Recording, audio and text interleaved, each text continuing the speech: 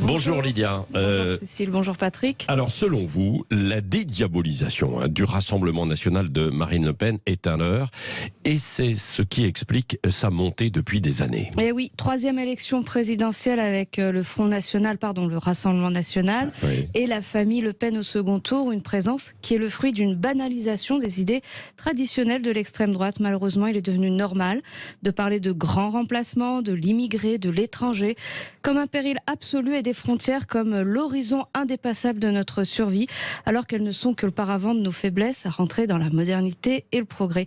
Et pendant cette campagne, la dédiabolisation a eu un booster en la personne d'Éric Zemmour, l'idiot utile de Marine Le Pen.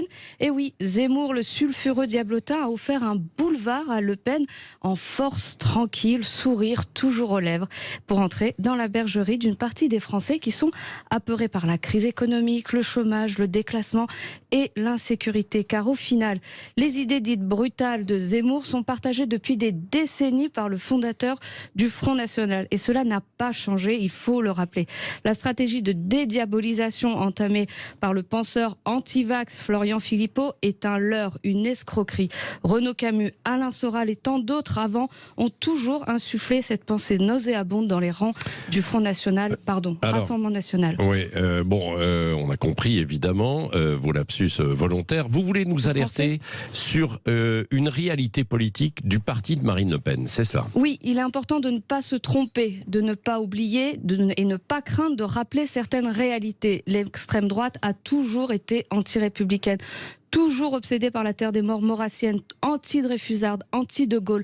Et la liste est longue, on peut presque même dire anti-France. Je rappelle ces vérités historiques pour tous les Français éreintés, tous les Français qui se sentent broyés par notre société de plus en plus violente sur tous les plans et qui ont voté. Ceux qui ont voté à droite, qui sont ôtés par le vote blanc ou l'abstention, mais aussi ceux qui ont voté à gauche et notamment chez Mélenchon.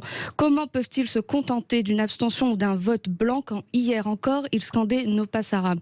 Et face au risque d'une France Rassemblement national, je n'ai pas fait le lapsus, cher Patrick, s'abstenir au vote blanc, c'est faire la courte échelle à l'extrême droite, il faut le dire.